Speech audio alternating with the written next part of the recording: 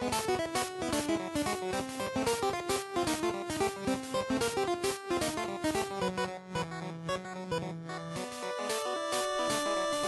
again, everybody, and welcome to another episode of Fun and Games Podcast. I'm Geoff Moonen. And I'm Matt, a.k.a. Stormageddon. And you're listening to episode 115. And this episode, we are joined by composer, sound designer, and the composer for the soundtrack for the recently released fantastic game, Eastward, Joel Corelitz. Mr. Corelitz, thank you for being on the show with us today. Matt and Geoff, thank you so much for having me. It's a pleasure. I'm so excited that you took an email from a random stranger who is a fanboy for your work and accepted the offer to join us on the show. Eastward is unlike any other game I've ever played in so many ways, and a big part of that is absolutely its soundtrack. Eastward, for those who haven't played it, has its roots in very, 16-bit style Super Nintendo RPGs, Zelda, Earthbound. But its sound, while I could picture it coming out of a Super Nintendo, is definitely more complex and more diverse than that. But it's rooted in that same kind of 16-bit era soundtrack and soundscape. To just right off the bat to start with Eastward, when designing and creating for that game, were you inspired by games from your past? Were you absolutely going for that kind of old school Nintendo style RPG vibe? Very much. I think the challenge, though, of course, and you already touched on it, which is how do we draw from that, but then make it feel mostly like itself? Yeah. And that was the challenge with Eastward. I mean, I think this was probably my first opportunity as a composer to do a large-scale project inspired by the kinds of games that really inspired me to be a composer, the games that I played as a kid, from the 16-bit era going back to the 8-bit era. I love that. And just to rattle off some names of stuff you've done: Halo Infinite, Death Stranding, The Unfinished Swan, which is a favorite here on the network, Tumbleseed, Thank you. And so much more. And all of these things are so diversely different. With Eastward specifically, how did you get connected with the team? How did you get brought onto that project? Because unlike some of the other projects, this from start to finish is 100% you and your work. The music is. And, yeah. I should clarify that, though. Earthborn is not. Oh, really? No, Earthborn was Yu Feng. Yes. So Earthborn it's a separate game. Even though it lives inside of Eastward, it is its own game and deserves its own composer. And it's fantastic, I should say. But yeah, I mean, you've definitely done your homework on, I think just sort of the diversity of projects and approaches that's my favorite thing about this job. It's never the same from day to day. But you know what? I totally just forgot the question. No, it's all good. I was just curious how you got connected with the team with Eastward. So I did it, and like so many interesting, I think so many interesting projects, and sometimes the best projects they have this way of sort of coming to you. Yeah. And so Eastward, I connected with the team in 2016. So I was looking back at file creation dates, and it was like, wow, yeah, I've been involved with this for 5 years. So it's definitely my longest project that I'd ever been involved with. Wow. I did a trailer for a game that didn't meet its funding goal on Kickstarter. And the music for that trailer was Iron Carbine. Wow. All which right. I worked back into the Eastward soundtrack. But I wrote that in probably 2015. And the director of Eastward, Tomo Zhao, heard it and reached out. And so even though the game didn't meet its Kickstarter goal and didn't go anywhere, it brought me to this project. And it's one of those things where it's like everything. I teach a music for games class at a grad program here in Chicago. And, everything you do that you believe in has value, I think, and it comes back. And so that sort of came back. And so I felt like it was appropriate because it never found a home. I was like, well, it was right at the tail end. I was like, hey, is there a place we could put this track?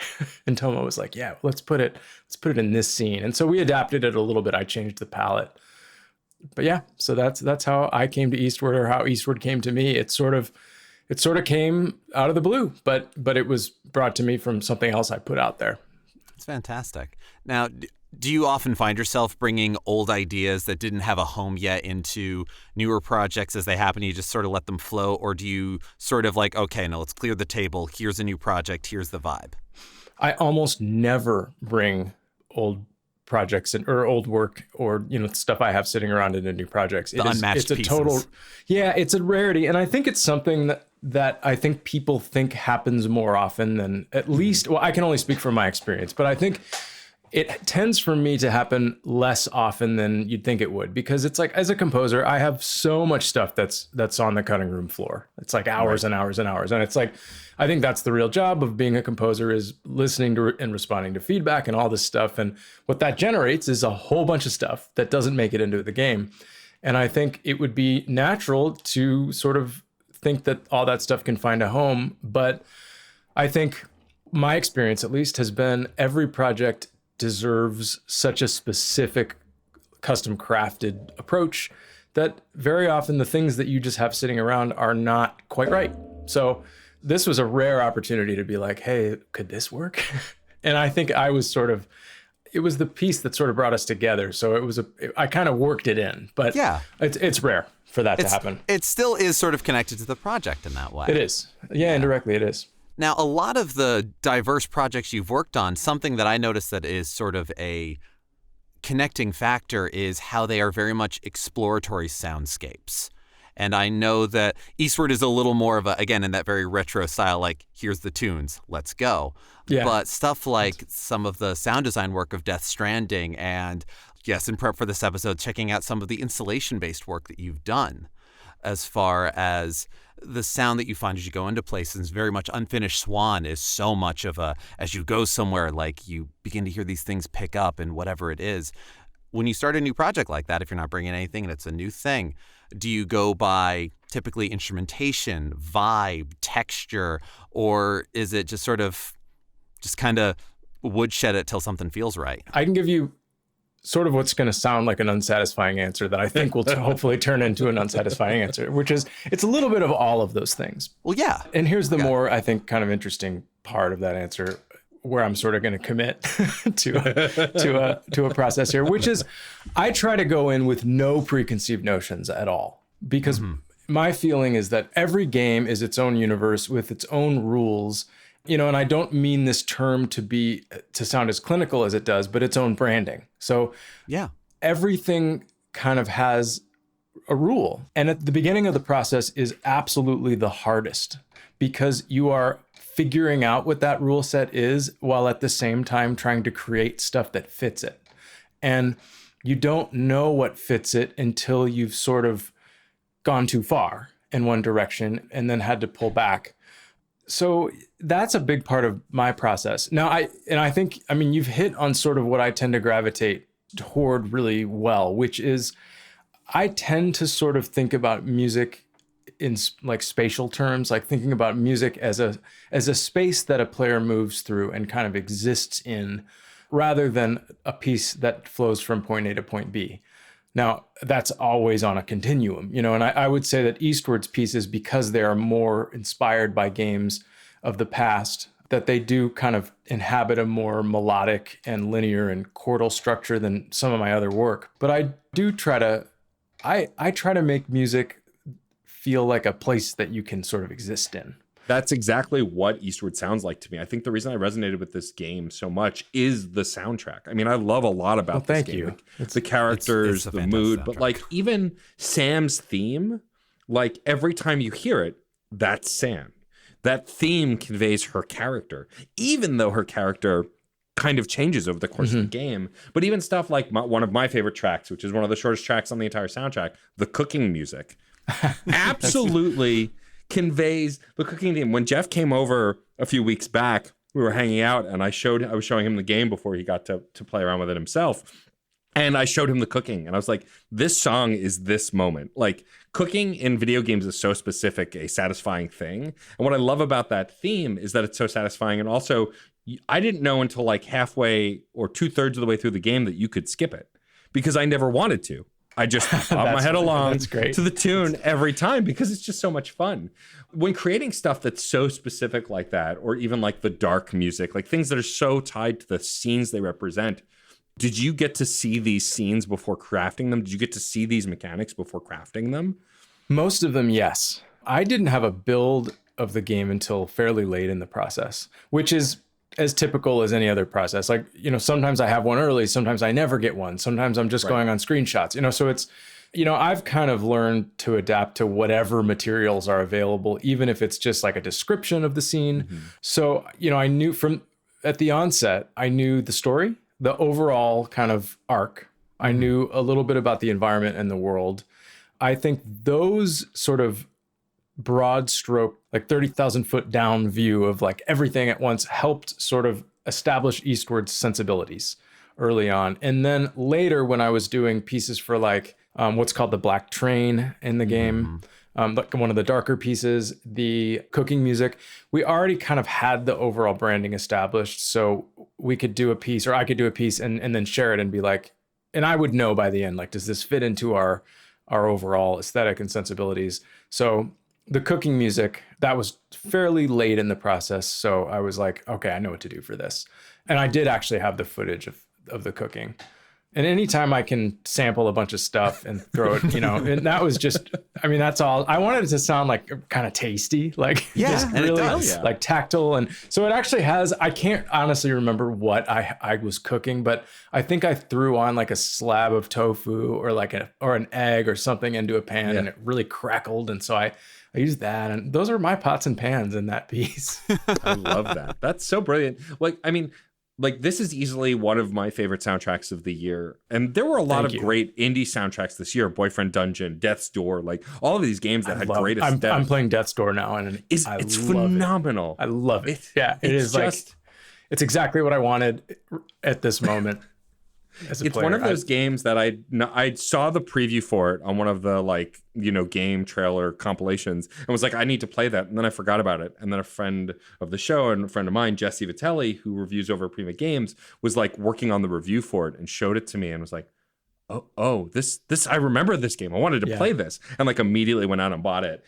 And that one is another one where like the aesthetic is absolutely 100% the whole soundtrack, and it works perfectly. Yeah. But like what I love about the Eastward soundtrack also that I think beats that soundtrack out for me is that not only does it fit the mood, but the music is absolutely a character in a ton of these scenes, especially like the boss battles themes that you created feel like they both combine for me, like Final Fantasy VII and like Zelda and like Earthbound, like all of these games that all had distinct kind of like fun, funky boss sounds. Some bombast to it. Mm-hmm. Right. And like you absolutely hit that. And like, but even mentioning Iron Carbine, the funny thing about that one is like universally a ton of folks I talked to are like, that track slaps. It's one of the best ones. Like folks really, really gravitated towards the way this soundtrack sounds. It just has so much life to it. Because you also created so many individual themes for moments, lots of games repeat themes, whereas this game, like the Spotify album that I've listened to too many times at this point, has 72 tracks. There's a lot of tracks. Yeah, it's a lot of album. Yeah. Is that typical for a process for you, or is that was very unique to Eastward? That was unique to Eastward. I think it's for a variety of reasons. One is there's a lot of content, there's a lot of moods, there's a lot to draw from, and I think there's a lot I wanted to bring together. Yeah. I also wanted I wanted this to be, I think at its core, and I think this is probably true of most of the scores I do, I wanted it to be an emotional experience. And I think I wanted to just sort of weave as many emotions and moods and leitmotifs and everything that I could into this whole experience just to make it as rich and as full as possible. It's every piece on the soundtrack is either about, and this came from Pixpill. Early on in the process. Some of this is because of the way that the music is played back and just the implementation system of Eastward, which is basically just playing loops.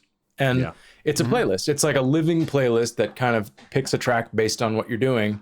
And I think that kind of elemental kind of playback system is what we're used to hearing from games, of the 16-bit era. And so I wanted to just have that playlist be as multifaceted as this world would support. So each piece, and this is the part I cut myself off, but each piece in Eastward is either about a mood, a character, or a place. So depending on kind of what's in focus at the moment, that's what you're hearing. And I think my goal was that there's pieces that come back that you recognize. There's some that are just used once. And that whole journey is sort of the emotional fabric of the experience, hopefully. Yeah, I mean, it absolutely is. I mean, what was really unique about Eastward for me, I think, musically also is like, you're right. It was a very emotional sounding soundtrack. And like the song Happy conveys happiness. That one I feel like is a little easier to convey in a bright, colorful game. But like the songs that you used for Dark, like all the creepy tracks for like when we're seeing the kind of what's below the surface of this story and we're starting to get unnerved, it felt like a horror game in those moments. And it's not just the environment you're in, it's the tunes. And I think that's really commendable because horror, I feel like, is harder to convey in 16-bit or 16-bit style. We were talking about this recently on our Metroid episode. Like, Metroid Fusion is a scary game, but it's not just scary because of what's presented in pixels. It's the music that they always craft in those kinds of games. And, like, I feel like you nailed that for those moods in this game as well. Thank you. Yeah, I think a lot of it came down to breaking the rules. So it's like that, once we sort of established our palette and once I sort of figured out what my take on doing the score for a pixel art game in 2021 and not necessarily being bound by certain tools the way that composers were restricted in the 90s, we established a rule set, which was usually, mostly really melodic, very linear, chordal.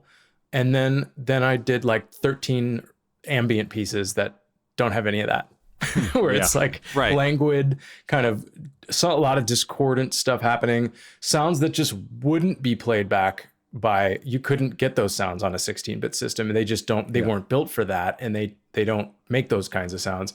I think the game that probably did it best was Metroid, which was a pretty experimental, the original, which was a really experimental, really interesting, innovative 8-bit score, but very much the exception to those kinds of scores from that era. And then, of course, as I've seen kind of pointed out in comments, like a lot of Eastward's music is on the other side of that spectrum, which is it's 8-bit music. And and I think, it's like 8-bit music for a 16-bit era style game. It also breaks the rules. But I think for me, it's just about kind of zooming back out and being like, well, does this all feel like it's part of the world, or does this all have something to say about the world as a whole? I think it's very easy sometimes to slip into this need to sort of hyper categorize and organize everything. I definitely have to fight that urge myself, where it's like, this should all be this way. But then it was actually Pixpel's idea to be like, hey, we need a bunch of ambient pieces just for some moods. So that's where a lot of that came from. That makes sense. Yeah. Well, also the same thing as choosing to do pixel art nowadays. We had to do pixel art in the 8 and 16-bit era because that was what the technology could drive and do. Another favorite game on this show is Shovel Knight, which is a game that it all fits within those sensibilities, but it doesn't. And so it's those deliberate choices. And I did want to ask, you mostly answered it, but were there ever any specific points in terms of like, okay, we can only ever have this many voices at a time? Did you ever set like a certain arbitrary limit as far as like, I want this to feel like a Genesis song for a second or whatever it is? No, not expressly. I mean, those guidelines are kind of in the back of my mind, where it's like, all right, if we have a lead sound, like if in an 8-bit style piece where it's like, I don't want to have more than 2 pulse waves, because that's what Nintendo couldn't do, more than 2. Right. But no, I think, it's funny because I think about that kind of thing all the time, and I'm often like, should I be restricting myself? And then I think the question really is, does being a purist serve this experience more than just drawing from anything that feels appropriate? And I think my answer is almost always the latter. It's like, if adding reverb and bringing in modern production techniques makes this better, I'm going to do that. That being said, if I had a reason to, make a whole score with a Game Boy, and I did use a MIDI controlled Nintendo on a lot of the 8-bit era pieces from Eastward, I would totally do it. I just think that this score, I think some of it is because I don't want it to just feel like an homage. I want part of it to feel like an homage, but I don't want all of it to. And I think that that's like where you sort of have to just figure out what the best course is based on like what tools are available and all that stuff. It's tough. I think it's always kind of a reckoning. Right. Well, and it shows up that philosophy. I notice it in a lot of your work, whereas the compositions for Unfinished Swan feel like Baroque sensibilities brought into modern electric music in a very switched on Bach sort of way, but not exactly. Well, switched on. That was exactly. I mean, it's funny Wendy how Carlos is hell in the best way. Yeah. Well, it's funny how often Wendy Carlos comes up as a reference for me. And it's like, it's so cool. And because of her work, it's like, it spans, it's not just switched on Bach, but it spans. I mean, Wendy Carlos was a reference for my work on a fairly short-lived multiplayer game called The Tomorrow Children in a completely different way. In sort of a more horror Shining-esque kind of. Well, because her ambient work with synths is just haunting. Oh, totally. Yeah. And on the flip side, your sound design work with Tumbleweed, which was a big mixture of natural sound with more simplified, I suppose, music. Do you often find yourself kind of having an idea of like, let me reach back to push forward in your work? I think so. I mean, going back to the origin of things is the best way to get an authentic source of inspiration. But asking why it has to be. Yeah. I would be remiss if I didn't ask about this before we go into your gaming history a little bit, but like, you are doing music for Halo Infinite, arguably one of the greatest franchises in gaming, and you like video games, clearly. That must feel pretty awesome to be able to be a part of something that gigantic. It does. I mean, I'd be lying if I said it didn't. And when I originally got the call, I was like, "You want me to work on what?" Excuse me. So yeah, and that's so different from Eastward, right? Like we're looking at one of the largest AAA titles of all time versus something that's, brand new and small. Like it must be such a kind of like a mind screw a little bit to go from one of those things to the other, right? Because they're just so drastically different. And that is my favorite. It is in the best way. Yeah. And I love it. Like that's what I love about doing this is it's like you get to inhabit different universes at the same time and figure out what makes each one tick musically. Mm-hmm. A score for a game that has an established sound already has more rules at the beginning, right, that you then have to figure out how to coexist with those rules. And then you have to sort of figure out what am I bringing to it and what's new. And it really, that's like a real kind of inward looking quest of like, well, what am I contributing to this that's new? But also, how do you do that within the really well-established rule set of an existing franchise versus a game like Eastward or Tumbleseed or that doesn't have its own established sensibilities and where you're making them up as you're creating it. And for me, just getting to go on both of those creative journeys is really exciting. I'm sure. And like, even with Death Stranding, I have to feel like that one is a unique position because Hideo Kojima's got this legacy and his games all have a similar feel, even if the subject matter is drastically different. So that also must be a different way of creating because you want to lean into the sensibility that Hideo Kojima has been curating over the last several decades. Well, and a big part of that was Ludwig because he's the main composer on that game. And I was brought in to provide just a little sort of help with curating the palette and helping bring some new colors into the palette. But I'll say for as far as the cues that I wrote for Death Stranding, those are very much inspired by Ludwig's work and, to try to get my music to coexist with his and yet also bring a little bit of a different flavor.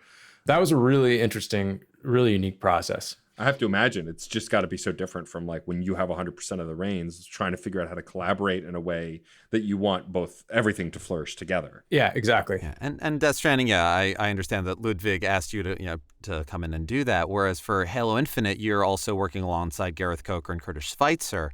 Is this a matter of how do you maintain cohesion, not just for a series sensibility, but the specific title sensibility in Division of Labor, and how much communication is there?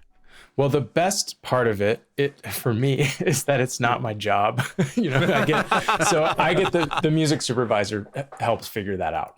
Yeah. Nice. And I will say that, every time I've worked with a music supervisor, it has made me a better composer because on a game like Eastward, where I'm sort of the music supervisor and also the developer is sort of the music supervisor, but there isn't someone that's specifically assigned to that role.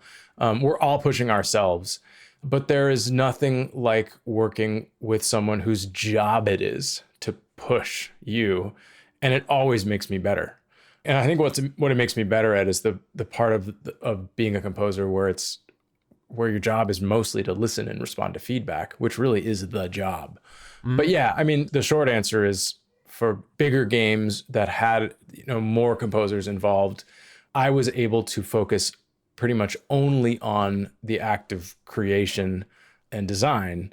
Whereas I think on an indie project, I have to think about also overall sensibilities and branding and where does everything go and how long should it be and everything like that. And I like doing both. I mean, both help me cultivate aspects of being a composer. They're just different.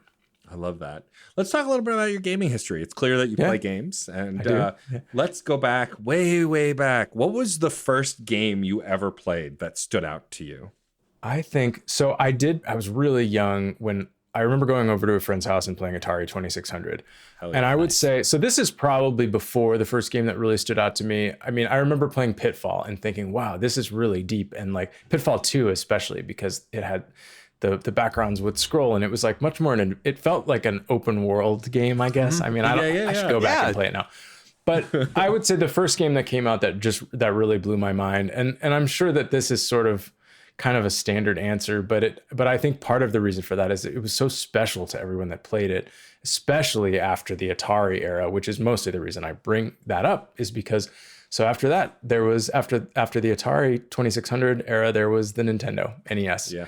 And Super Mario Brothers was just a completely different universe. And that experience was so elevated and just felt so refined and special and different. And I will never forget the first time I ever sat down and played the original Super Mario Brothers on Nintendo in like 1985 or 86. Yeah, there's something special about that era too, because like there was the video game crash and then Nintendo was trying to bring it back. And like by the time I got a Nintendo, which was a hand-me-down from my older brother, like it was right before the Super Nintendo had come out, I think, maybe a few years before. And like everyone I knew I had one, like every one of my friends, every family, like it was a unit, like a stereo TV, like it was an installation.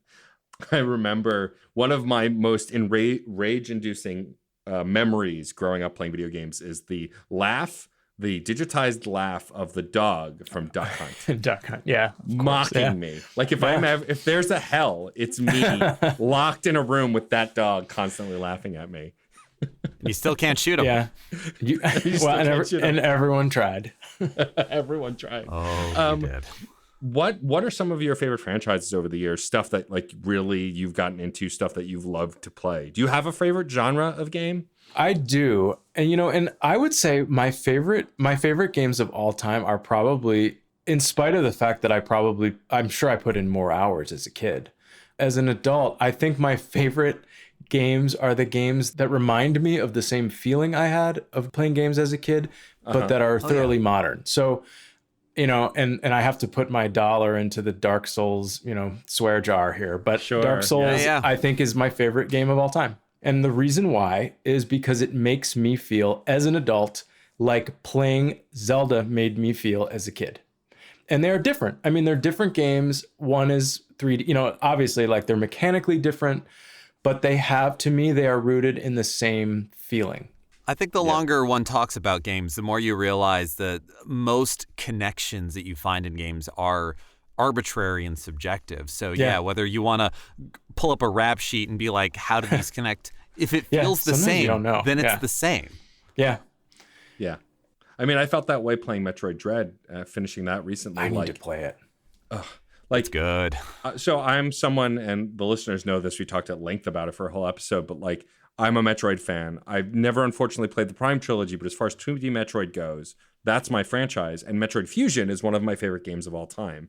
So this game being a direct sequel to that game 19 years later and still living up to all of the feelings, the aesthetics, the ambiance, the story, all of it, it pays off in every way. And it's funny too, because I consider myself someone who doesn't like difficult games. Like you mentioned Dark Souls, and I appreciate what Dark Souls has done, but I suck at those games. No matter how hard I try, I can't learn the patterns. I don't get better at them. But Metroid, which is, some might say, just as hard sometimes, I can find the patterns. I can beat those bosses. I can see those. And I don't know in my brain, I have no idea what the difference is, but like I just know that I like Metroid. You connect with one. Good. Right. Yeah, you connect with it more. That totally resonates with me. I love Metroid. I'm not as much of a, like, I would say the original Metroid to me is hugely influential and still one of my favorite games of all time. I haven't played everything in the series since then, and I don't know why that is, because I love it, and I plan to play Dread, and the original Prime was absolutely brilliant.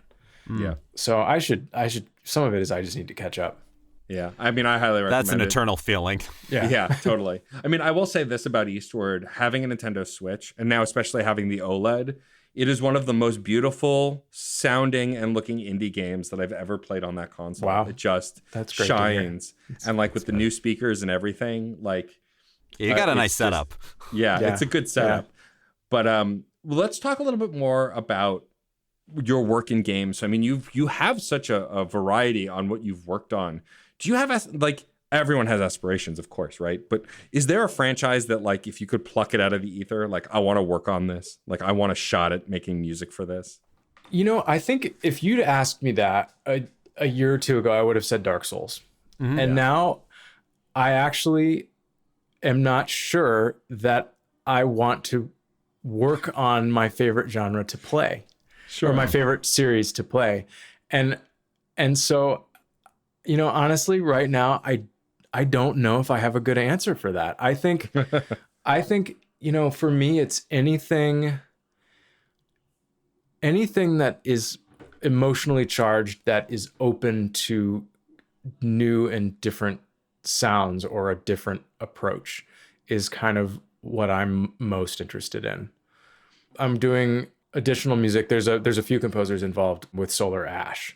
Heart Machine's follow-up to Hyperlight Drifter, and so I'm involved with that, and that's been great to work on. I love working with the team, and that's been exactly the kind of thing I wanted to do, which is to figure out where I fit in, figure out, you know, what I can help express, and it does it in a really unique way that is very much its own expression of that thing, and that's what I'm going for, I think, at this point in my career. So that's a very long way of saying I don't know. But I mean, but that's fair, right? Doesn't need an answer. It's harder when it's something you love. It's hard to like go, I want to do the thing I love, because then, like, in my brain, you know, like all artists, I have zero confidence sometimes. And so you're like, what if I screw up that thing that I love, right? Or what if I don't love it anymore after I've done the thing? And right, it's like you never know. And so you never know. Yeah, it's one of those things. But like, I'm also curious where your musical taste falls, right? Because listening to Eastward, I hear rock and roll in there. I hear synth. I hear 80s music. I hear all sorts of stuff. Like, where is your palette as far as the kind of music that you listen to outside of gaming? So this isn't the first time I've admitted this, but I think for me, I think a lot of it comes from, I listen to a lot of music. You know, I like to think that I have a pretty broad knowledge of music, but I also go through periods where I listen a lot, and then I go through periods where I don't listen to much. And I think some of it is just not wanting to get pulled in certain directions, or wanting, you know, so kind of going through these periods of inspiration and gathering influences, and then sort of letting it all simmer and materialize into something else. But I will say that, I mean, my favorite artist of all time is Boards of Canada.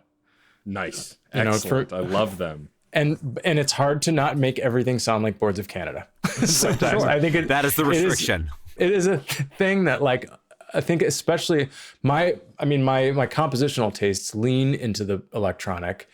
I think that they brought emotion and soul to electronic music in a way that is extraordinarily unique and incredibly moving. And that is what I think, I mean, aside from their sounds and everything, which are just brilliant, like, for me, it's the emotion and a little bit of the darkness that's in their music that I think is a constant source of inspiration. But it's also something I have to resist parroting in my own music sometimes, because it is just so strong. And I think that there's few, like, if you're going for emotion, it's pretty hard to beat just good old fashioned singer-songwriter. Sure. One person in it playing a guitar and singing. So, I mean, Joni Mitchell is still one of my favorite artists of all time. And that I don't know how that translates into my own music, which is very different, but it's probably in there somewhere. Yeah, And of then course. aside from that, I just have this, like, I just listen to my Spotify likes playlist, which is always growing. Yeah, So totally. 80s, like new wave, and I think now they call it sophistopop, but I think it used to be called adult contemporary, which is a terrible name for a genre. But I would put like Eurythmics in there, like I like sophistopop better because it's like pop music, but also that, like that also had sort of a depth to it, which to me I can totally get behind. The Cure, like Depeche Mode, the list goes on and on. It's just sort of like this, it goes like all of us. It's like we all sort of like a variety of things, and it all goes into our brains and gets mixed together. We're composed of our experiences. Yeah. Yeah. Now, was there any video game soundtracks that you remember from before you started working professionally that have stayed with you, or were like, I want to make that stuff, or I want to do that? Secret of Mana is probably in everything I do in some level. Like, Hell yeah. Probably parts of that are regurgitated, like in everything, in every score, including Unfinished Swan. Actually, that's an absolutely incredible score. Like, just melodically, harmonically, chordally, just in terms of the palette, that stayed with me. I would put that on the list of games that made me decide to do this. I can totally see that. It's funny, you brought up Boards of Canada and unlocked a memory in my brain. I have a now defunct music review podcast that I did years ago that's been on hiatus for a while, but we did Tomorrow's Harvest. Oh, you did? And like, I had never heard of Boards of Canada before we reviewed that album. And after reviewing that album, I became obsessed with their work and went back and listened to the old stuff. Like, I just feel like there aren't a lot of ambient electronic bands like that. Like, they're just like those soundscapes. Like, I'm picturing full narratives to their music, which I'm sure is the point, right? Like, they want you to see things. And it's just like you mentioning that name. I'm like, oh yeah, I haven't listened to them in a while, but I love their stuff. Yeah. And I can absolutely see that in your work for sure. Like, even in Eastward, I can hear some Boards of Canada in there for sure. It's there, I think. Just the way that they use harmony and the refinement of their palettes it's still unmatched, I think. So it's interesting that your entry point to them was Tomorrow's Harvest. I think a lot of like diehard fans thought that sounded like Boards of Canada doing a Boards of Canada cover album, cover band. How did, going back to their, having heard that first, going back to their earlier work, how did all that strike you? I mean, I still loved it, but I did get that sense. I was like, oh, this is like I guess more raw than that. Like, Tomorrow's Harvest definitely feels like a polished version of what they've done before. And like, I love that the earlier stuff is a little messier, is a little kind of more out there. And I still really dig it. I think I'm attached to Tomorrow's Harvest because it was my entry point, right? Sure. And we tend to do that with bands, like latch onto that entry point. But I think it made me even more psyched to hear the older stuff, because then I was like, oh, there's even more to this. It's not just cinematic synthscapes. It's more than that. And so, I mean, they utilize Discord in a way also that I feel like the best synth bands do, like using things that sound othered sometimes to accentuate the greater sound, I think is a science that I'll never understand how it works, but I'm grateful for it. Yeah. I don't know if I understand how it works. It's just something that it works. And I think knowing all the, like, so much of what makes something great instead of merely good is like, it's so intangible. And for because there's so many ambient synth bands out there, and yet their work is absolutely masterful. And they have the same tools, they have the same, they have access to the same stuff. They refuse to talk about gear, which I kind of am into, because I think it's kind of that whole what software do you use trope. Well, it's like, well, it doesn't matter. That's just something you can buy. Right. It's what do you do with it? And they've been able to do something with it that I don't know how they do.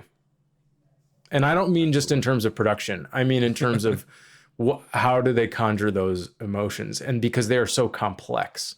And like you said, it's narrative. Like, I feel like you can see a place when you listen to their music. Yes. There's this kind of like twisted innocence that is conveyed that I find fascinating, and I don't exactly know how they do it. They draw a little bit from the past. They draw a little bit from influences that sound kind of childlike. It's this fascinating concoction of influences that just works. Yeah. I mean, I feel like that's all of us, right? If we're creating anything, we just pull. Like sometimes people will tell me, oh, when I've made something or talked about something, it's like, oh, you were clearly inspired by this. And I'll go, oh, I guess I was. Like sometimes you don't even think of it, right? Yeah. It's in there somewhere. It's all in your brain somewhere. Yeah. I'm curious, we talked about a lot of current stuff, old stuff. Are there any games on the horizon that you're looking forward to? Stuff that you're eager to play? Elden Ring. I knew that was coming. So that's definitely next. And I got an email about testing the network today, and I don't think I've ever signed up for anything so fast. So I did that. I have a little bit of catching up to do. Hopefully I'll have a little time maybe this holiday season to play. I'm loving Death's Door though. Like just in terms of the level design. And it is like, that's a really good example of a game that's clearly influenced by the Souls series, but in a way that's indirect enough to still feel so true to itself. And I love that about it because it took those influences and it did something with them that I think just elevated it and made it more unique as opposed to kind of more like a copy, because there are also just copies of the Souls series and I don't think those work. And then there's this game called Grime that it was like a Metro. That's kind of on my radar. That looked pretty interesting. I mean, I feel like there's so much that there's always too much. Have you looked at the updated February list now that Elden Ring is there? It's like no Elden Ring, because Elden Ring today they announced that they're pushing it back to February of next year. Yes. So now it's along with like the new SNK game, the new Horizon Horizon Forbidden West is that month. Like so many major releases now are that month, and it's like there are other months in the year, guys. Embarrassment of riches. That's just where, because nobody wanted to release in January probably, or like in December is holiday season, and look, it's wild. What even is time anymore? I don't know. There's so much that comes out. It's insane. It's such like an attention economy now. I mean, obviously that's what we're living in. Is like it's just making time to play all the games. But I hope to make a little more. Yeah, no, I hear that. Yeah, and I'm so glad you're playing Death's Door. I've been singing its praises for ages. And like I said, as someone who admittedly is terrible at the Souls games, Metroid and Death's Door, both they bring you close enough to impossible difficulty without being they're hard. But there was never a moment in Death's Door when I was playing a fight where I'm like, I can't do this. I kept getting so close, and I'd be like, I got to try again. Yeah, and like. They give you the tools to do it. And Dark Souls does too. It's just holds your hand a little less than the other games do. But there was something about Death's Door's difficulty where it was like when I was up against the edge of it, I was like, I got to keep going. I can't stop.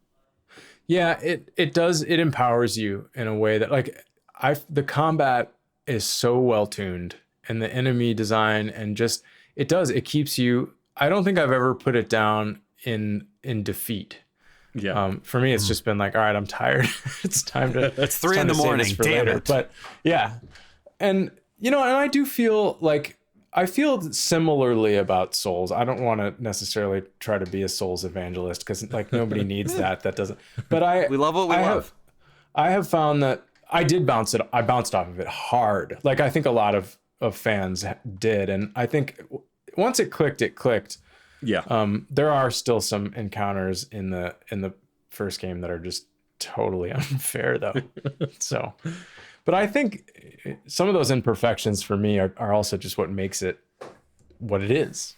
Yeah, totally. Absolutely. I mean, I feel like also with those kinds of boss battles, like I couldn't tell you why in Metroid Dread recently, and even with Death's Door, when I go over that threshold of the battle clicking and being able to do it, I can't tell you what got me there. I mean, it's obviously the design, right? They're designed in a way to get you there, but logically, I couldn't tell you how to make that happen or why certain games do that for me and others don't. But there is clearly an intent there with the design that I can point to without even being able to scratch the surface of explaining it. Yeah. Yeah, I think it's very much like the creative process where it's like, it just works. And it's hard to know how much of that was intentional. I mean, I'm sure it was the result of iteration and testing, but sometimes it just clicks better than others. And it clicks for some people better than others in different experiences. The things that are going to feel like pale imitations are trying to externally ape something, whereas if you have an idea of what you need it to be internally, whether music, design, difficulty, aesthetics in general, if it comes from a place of truth, if it comes from what you need it to be and where it clicks for you, yeah, you're right. It's not going to click for everybody, but it's going to click for a surprising amount of people because it's already succeeded. Yeah. Yeah, totally. well said. Before we wrap up, you mentioned Solar Ash before. Are there other projects you're working on that you can talk about that you're excited to share? There are. There's a few that I can't, but I'm excited to be able to when they're out. The ones that I can talk about now are A Memoir Blue, which is a narrative game published by Annapurna Interactive, which is it's a really beautiful story-driven game and very different again than anything else that we've talked about. Really excited for fans to hear everything that we did for Halo Infinite too. Yeah. Oh yeah. So yeah, that's coming soon. So that's a big one. And then a few others. So cool. Exciting. I mean, like I said before, looking at your resume, like you've done such a great and incredible variety of stuff. Like you're going to be a composer that I am watching from now on forever. I'm glad. I appreciate that. I appreciate you taking the time to chat with us. And my pleasure. I love that you can look at your resume and see a through line, and also at the same time not see a single through line. And I think that's what's kind of brilliant about it, is that it's so varied, but yet knowing you and just chatting with you now, I can see the sensibilities and the through lines with it. I think that's a fine line to walk. That's really cool. Well, I appreciate that you picked up on me trying to walk it, because that is exactly what I'm trying to do. And it's fun. I mean, it's fun and it's tricky, but I don't want to just do, I don't want to get pigeonholed and do the same thing. And yet I still want to be the go-to person for certain things. Yeah. And so it's, how do you do that? It's like, well, I'm sort of, I'm figuring it out along with, we're all sort of figuring that out. But I think that's, for me, that's kind of my goal, is like, I want to be known for a sensibility rather than a style. I love that. Nice. I think you're doing a great job of that then. Thank you. Before we wrap up, why don't you tell folks where they can find you and your work on the internet if they want to go check out the stuff that you're doing? Yeah, everything is just my name. So Joel Corelitz, it's Joel, and my last name is Corelitz. So joelcorelitz.com is my portfolio as a composer. And I'm on Twitter and Instagram at the same thing, Joel Corelitz. And I have a studio, an audio branding agency, which is not just me, but I'm building that into something a little bigger called Wave Plant. I started my career as a commercial composer. And so that is originally sort of a vestige of that. And I've kind of turned that more into an audio branding and consulting agency. So that's a whole other side of what I do. That actually really helps inform the work I do as an independent composer. It's all connected. Awesome. We haven't even gotten into in all of this what started you getting into games professionally, as well as your educational work. So there's so much more to talk about, but another time. Well, we'll just have to bring you back. That's all. Yeah, once you have those announcements that you can talk about, we'll just have to bring you back. I'll keep you posted. We'll be in touch. Hell yes. And listeners, thank you for listening. Please go find Joel. Go find his work. If you have not played Eastward, please, for the love of God, play this game. I'm going to yell about it forever. It is absolutely worth your time. It is a fantastic, fun game with a great soundtrack. I'm ordering the physical copy from PlayAsia. Hell yeah. Because it's apparently not coming out in America as of now, so I have to import it. It has English, though. Good. It does. Watch everyone's Twitter, because that's all I can say. Okay. Fair enough. All right. But listeners, if you are a fan of Joel's work, tell us what your favorite game that he's composed is. Tweet at him, tweet at us, let us know. As always, you can find us on any podcast platform. If you have a moment, rate, review, subscribe. It helps us find more awesome listeners like yourselves. We also have a Discord server you can find at certainpov.com, along with this and many other really great podcasts. Jump in the conversation. You can keep an eye out for a side quest episode about Eastward coming very soon from yours truly. I'm working on that as we speak. And so, please, as always, join us in this conversation and talking about games, because ultimately this show has little purpose without all y'all out there. Yeah, let us know what you think of this episode, previous episodes, who you'd like us to talk with in future episodes, what you'd like us to talk about, and just whatever you're thinking, because you know what? This is a conversation. Thank you for being a part of it. I'm Geoff Moonen. And I'm Matt A.K. Stormageddon. And happy gaming. Hey, Nerf herders. You sure you want to go with that? Hey, everyone? There There we go. More inviting. Have you ever had a movie that you really wanted to love, but something holds you back? Or one that you did love in spite of a flaw? Well, I'm Case Aiken. And I'm Sam Alisea. And on Another Pass, we sit down with cool guests to look at movies that we find fascinating. But flawed. And we try to imagine what could have been done when they were made to give them that little push. We're not experts. We just believe in criticism. Constructive criticism. Sure. So come take another pass at some movies with us. And every now and then, we can celebrate movies that did it on their own, too. You can find us at certainpov.com or wherever you get your podcasts. Pass it on. CPOV. certainpov.com.